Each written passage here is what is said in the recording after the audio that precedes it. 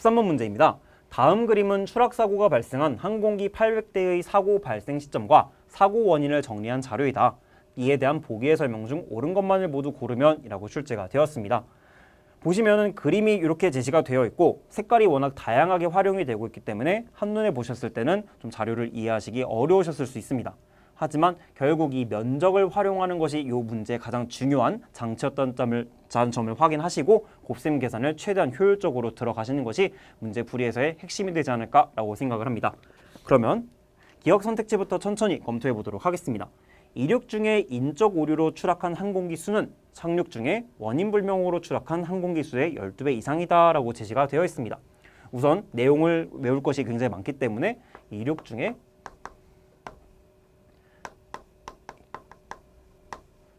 인적 오류로 추락한 항공기 수와 착륙 중에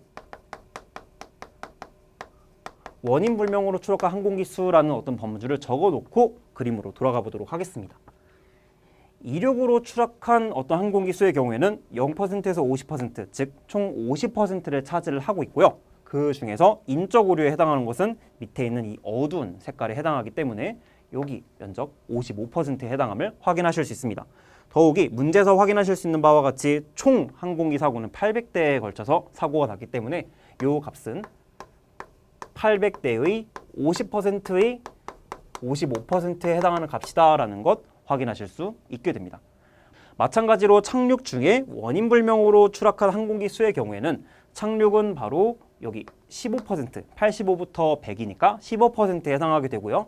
이 중 원인 불명이기 때문에 50, 15에서 여기에 해당하는 15%에 해당하게 되겠습니다. 그래서 800 곱하기 15% 곱하기 15%에 해당하는 값이 바로 착륙 중에 원인 불명으로 추락한 항공기의 수가 되겠습니다.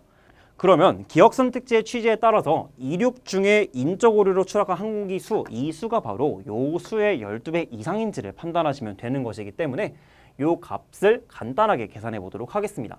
800 곱하기 50%는 800의 절반이기 때문에 400이 된다라는 것 확인하실 수 있고요. 요것의 55%입니다. 55%는 50% 값에 5%를 더하시면 되시겠죠? 50% 값은 앞서 말씀드린 바와 같이 절반에 해당하는 값이고요. 그것의 10%에 해당하는 값이기 때문에 400 곱하기 55%라고 하는 값은 400의 절반 값인 200에다가 그 값의 10% 값인 20을 더함으로써 계산을 해내실 수 있습니다. 즉, 그 값은 220이 되는 것입니다. 마찬가지로 이 값을 한번 계산해 보시면요. 800의 15%에 해당하는 값은 15%는 10% 더하기 5%라는 점 확인하실 수 있습니다. 즉, 800의 10% 값인 80 더하기 그 값의 절반인 40을 계산하시면 되겠죠. 그래서 이 값은 120이 되는 것인데 이 값의 15%를 또 곱하셔야겠죠. 그래서 그 값은 120의 10%인 12에다가 그 값의 절반인 6을 더하셔서 18이라고 계산하실 수 있습니다. 그래서 이 값은 18임을 도출하실 수 있죠. 즉 위의 값은 220이고 아래 값은 18이기 때문에 18 곱하기 12인 216보다 이 220이 더 크다라는 것을 확인하심으로써 기억 선택지는 맞는 선택지임을 확인하실 수 있습니다. 즉 이륙 중에 인적 오류로 추락한 항공기 수는 착륙 중에 원인 불명으로 추락한 항공기 수의 12배 이상임을 도출하실 수 있는 것입니다. 네, 이렇게 저희가 기억 선택지도 맞는 선택지임을 확인하였고요.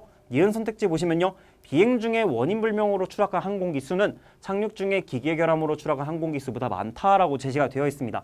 이와 비슷한 방법으로 또 한번 접근해 보도록 하겠습니다. 자, 이번에 처음에 검토하셔야 되는 것은 비행 중에 원인 불명이고요. 착륙 중에 기계 결함을 또 검토해 주셔야겠죠.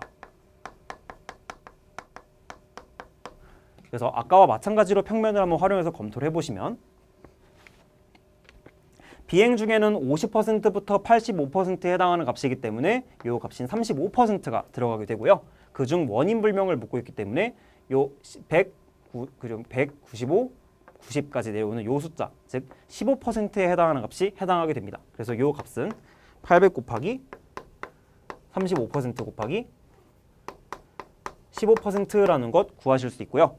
마찬가지로 착륙 중 기계 결함으로 사고가 발생한 항공기 수의 경우에는 착륙은 아까 앞서 본 바와 같이 15%임을 확인하실 수 있고요. 기계 결함의 경우에는 85%부터 50%까지 내려오기 때문에 이 값은 35%임을 확인하실 수 있습니다. 그래서 15%의 35%임을 확인하실 수 있는 것이죠. 이렇게 보시면 비행 중 원인 불명의 사고로 발생한 항공기 추락 건수는 800 곱하기 35% 곱하기 15%인 것이고요. 착륙 중에 기계 결함으로 추락한 항공기의 수는 800 곱하기 15% 곱하기 35%인 것입니다. 지금 숫자의 순서는 다르지만 결국 같은 수가 곱해졌다는 거 확인하실 수 있을 텐데요. 이것만으로도 여러분들은 비행 중 원인 불명으로 추락한 항공기 수와 착륙 중 기계 결함으로 추락한 항공기 수가 동일하다는 걸 확인하실 수 있습니다. 즉, 두 값은 같은 값이 되겠습니다. 니은 선택지에서는 전자가 후자보다 크다라고 이야기를 하고 있는데 이것은 잘못된 선택지가 되겠습니다. 그럼 이어서 디귿 선택지 검토하도록 하겠습니다. 비행 중에 인적 오류로 추락한 항공기 수는 이륙 중에 기계 결함으로 추락한 항공기 수보다 56대 더 많다라고 이야기를 하고 있는데요. 이것도 앞서 본 바와 마찬가지로 한번 항목을 적어보도록 하겠습니다. 비행 중에 인적 오류로 추락한 항공기 수와 이륙 중에 기계 결함으로 추락한 항공기 수를 비교하시면 되겠는데요.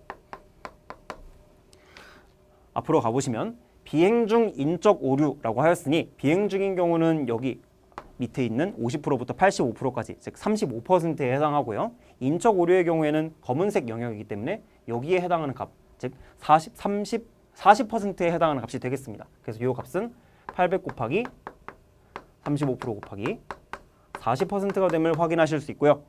이륙 중 기계 결함으로 인한 사고는 이륙의 경우 50%, 그다음에 기계 결함의 경우에는 95부터 80까지이기 때문에 15%임을 확인하실 수 있습니다. 그래서 800 곱하기 50% 곱하기 15%임을 확인하실 수 있는 것이죠. 그래서 위의 값의 경우에는 800 곱하기 35% 곱하기 40%를 하시는 것이어서 먼저 800 곱하기 35%부터 해보도록 하겠습니다. 35%의 경우에는 아까 접근했던 바와 비슷하게 30% 더하기 5%임을 확인하실 수 있고요. 800의 30%는 83, 24이기 때문에 240. 그리고 800의 5%는 800의 10%인 80의 절반이기 때문에 40이 됩니다. 그래서 280이라고 구하실 수 있습니다. 마지막으로 280 곱하기 40은 직접 계산을 해보시면 될 것이고요. 280은 4와 곱하시면 1120이 되기 때문에 40%는 0.42이기 때문에 0을 하나 떼셔서 112라는 값 구하실 수 있게 됩니다. 마찬가지로 800의 50%의 15%이기 때문에 800의 절반인 400의 15%를 계산하시면 되겠죠. 15%의 경우에는 10% 더하기 5%라고 말씀드렸으니 400의 10%인 40에다가 그것의 절반인 20을 더해주시면 되겠습니다. 그래서 그 값은 60이 되겠습니다. 그래서 전자의 경우에는 112건 그리고 후자의 경우에는 60개가 되기 때문에 112에서 60을 빼주시면 52가 됨을 확인하실 수 있죠. 즉 디귿 선택지에서 보실 수 있었던 비행 중에 인적 오류로 추락한 항공기 수는 이륙 중에 기계 결함으로 추락한 항공기 수보다 52대 더 많다라고 확인하시는 것이 정확한 풀이가 되겠습니다. 그래서 기억 선택지는 맞고 니은 선택지, 디귿 선택지는 틀렸기 때문에 이만으로도 정답은 3번이 되겠습니다. 하지만 가볍게 리얼 선택지도 검토해 보도록 하겠습니다. 기계 결함으로 추락한 항공기 수는 추락 사고가 발생한 항공기 수의 20% 이상이다라고 되어 있습니다. 이번 선택지가 독특한 것은 다른 선택지와 다르게 비행 중인지 이륙 중인지 착륙 중인지를 이야기하지 않고 있습니다.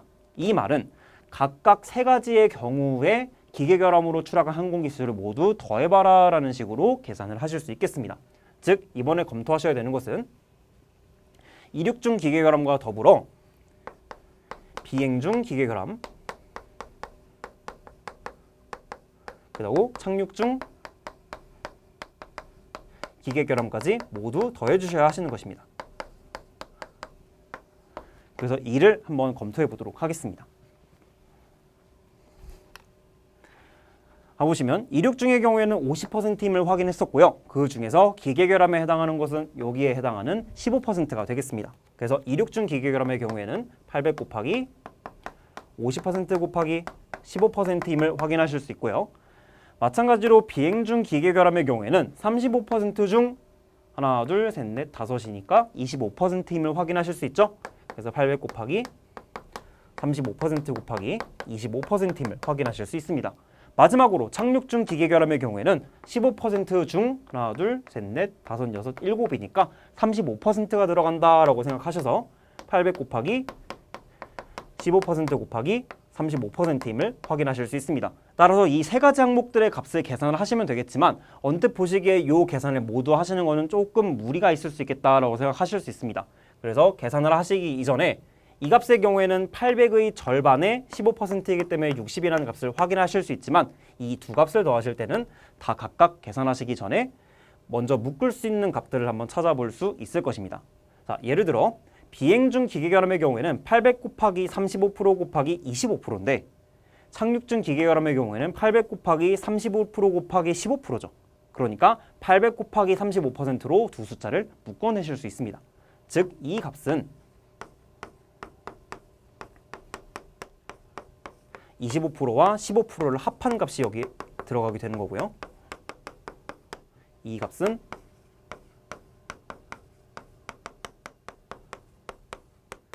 이렇게 저희가 구해낼 수 있는 것입니다. 그럼 앞서 구했었던 숫자이기도 하지만 한 번 더 계산해 보도록 하겠습니다.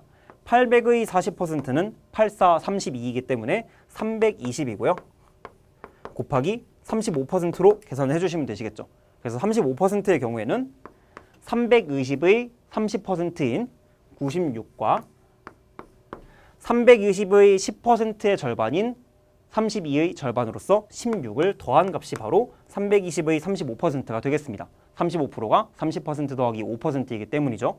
그래서 96과 16을 더해주시면 112가 됨을 도출하실 수 있고요. 112와 60을 더해주시면 그 값은 172가 되겠습니다.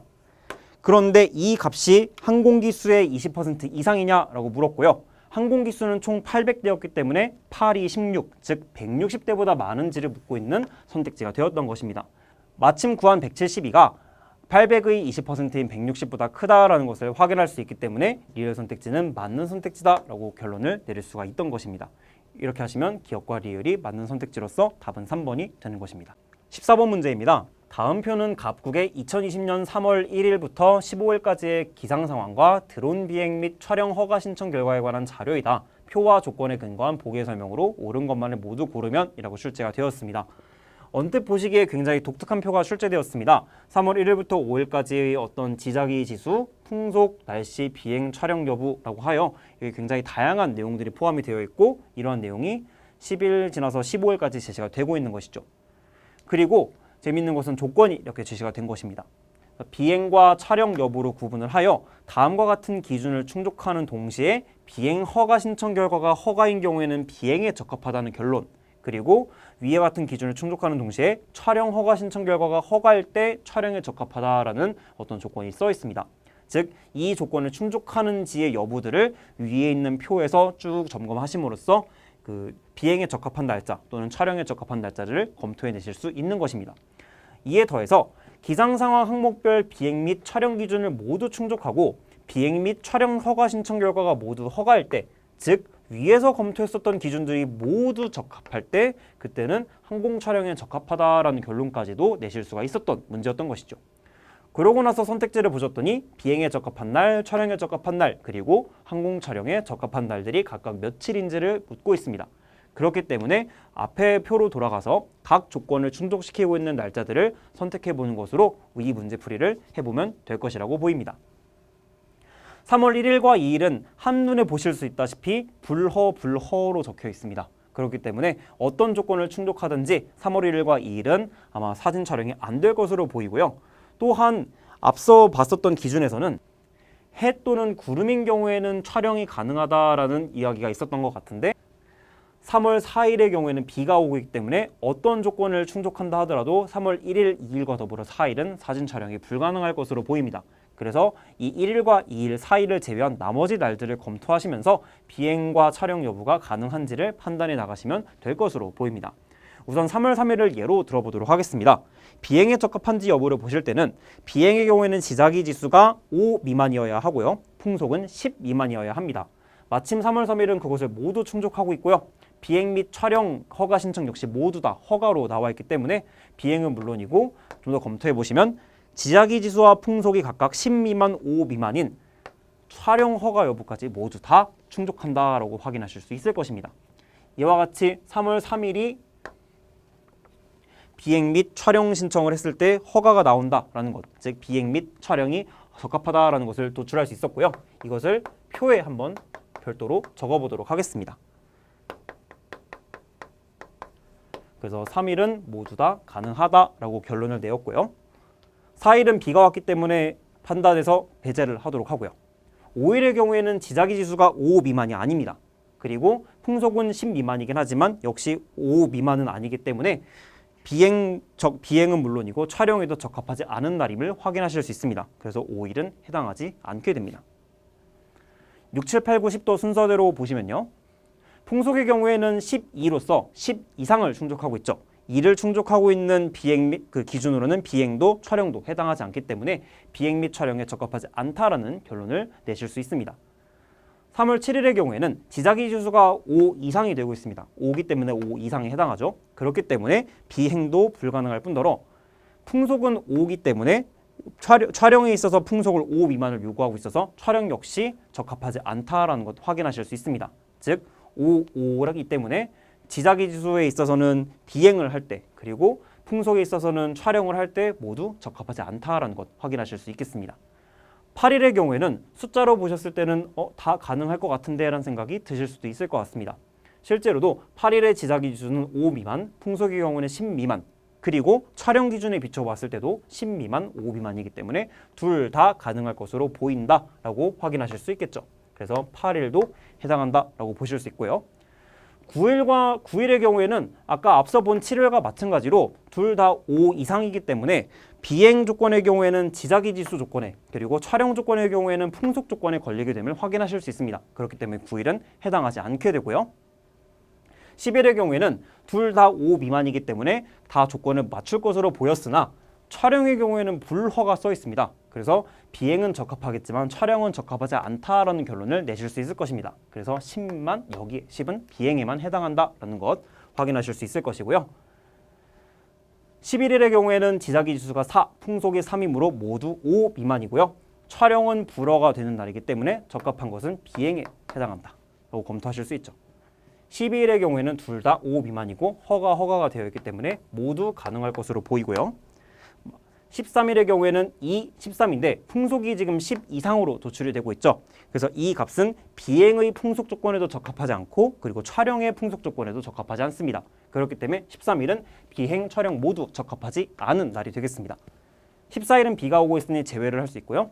15일의 경우에는 마지막으로 1, 3이기 때문에 모두 다 5 미만이고 모두 허가가 나고 있으므로 15일의 경우에는 비행과 촬영이 모두 적합하다라고 결론을 내실 수 있을 것입니다. 자, 이렇게 왔으니 문제를 푸는 것은 굉장히 수월할 것으로 보입니다.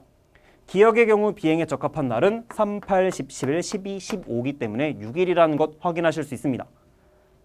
하지만 촬영에 적합한 날은 3, 8, 12, 15일에 불과하기 때문에 이것은 5일이 아니라 4일이라고 검토하실 수 있겠죠.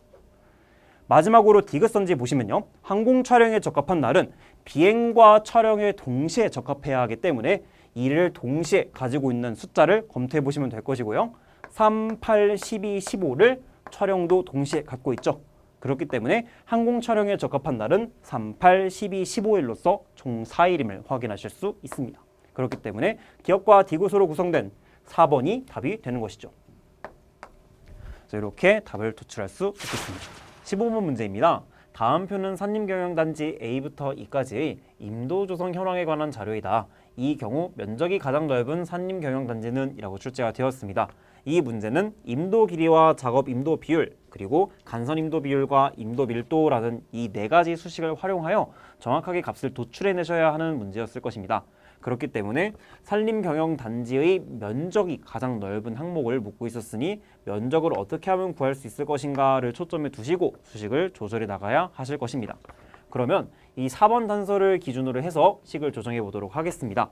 산림경영단지 면적을 구하고자 하는 것이기 때문에 요 식과 요 식의 위치를 바꾸실 수 있을 것입니다. 그래서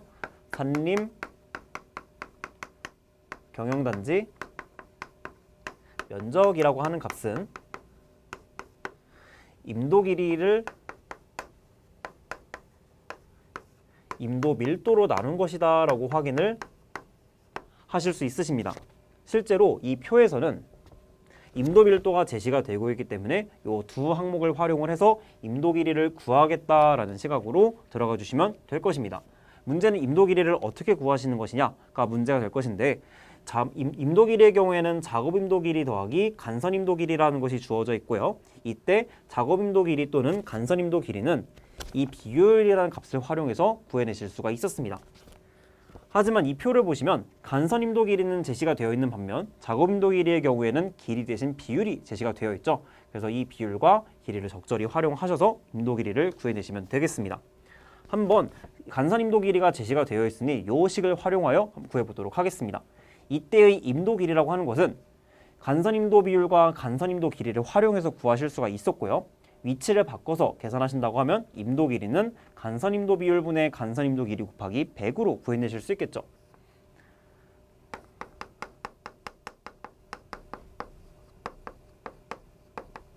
이렇게 적어낼 수 있을 것이고요.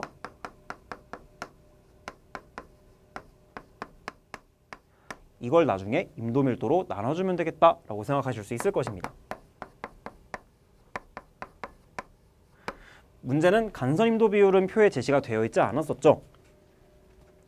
대신 작업 임도 비율이 제시가 되어 있습니다. 이때 여러분들이 고려하실 수 있는 것은 작업 임도 비율과 간선 임도 비율 간의 관계가 될 것입니다. 전체 임도 길이는 작업 임도 길이 플러스 간선 임도 길이로 제시가 되어 있는데, 이 말은 임도 길이는 작업 임도 길이와 간선 임도 길이로 구분이 되어 있다라는 것입니다. 특히 작업 임도 비율과 뒤에 제시되어 있는 간선 임도 비율 간의 어떤 정의와 그 관계를 활용해 보신다면, 이번 단서에 제시되어 있는 임도 길이 분의 작업 임도 길이와 임도 길이 분의 간선 임도 길이를 서로 합하시면 임도 길이 분의 작업 임도 길이 플러스 간선 임도 길이라는 것이 도출이 되고요. 그때 비로소 작업 임도 길이와 간선 임도 길이를 합한 것이 임도 길이라는 것이 구해지기 때문에 임도 길이 분의 임도 길이, 즉 1이 되는 것입니다. 설명이 조금 길어졌는데 이 말의 결론은 무엇이냐면요. 작업 임도 비율과 간선 임도 비율의 합이 100%로 구성된다라는 것을 확인하실 수 있어야 한다라는 것입니다.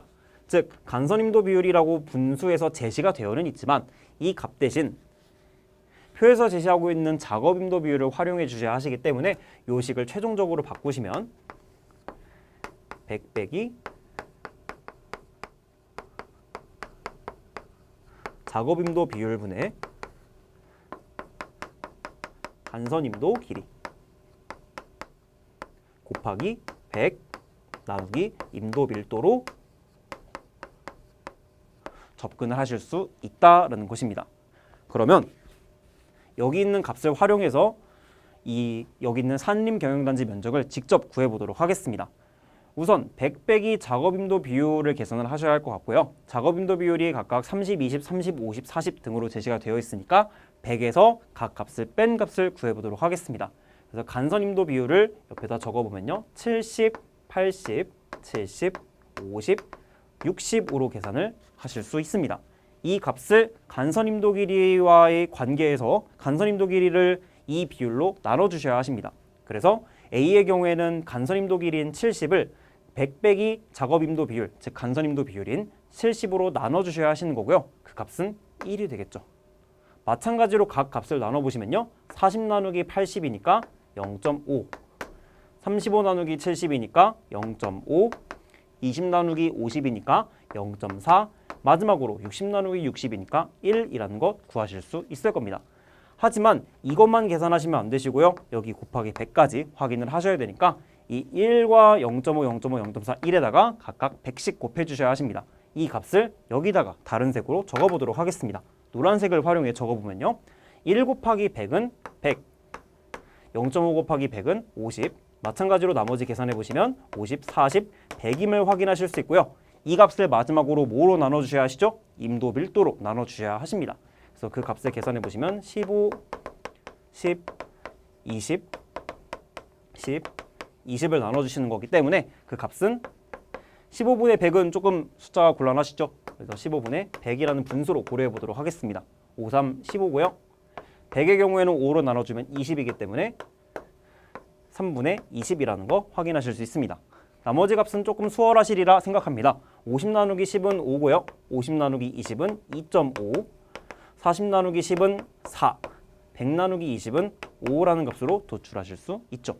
그러면 3분의 20이 얼마인지가 중요할 것인데요. 3분의 20은 20을 3으로 나눠보시면 되니까 3, 6, 18, 2로서 6점 얼마가 되겠다라고 확인을 하실 수 있죠.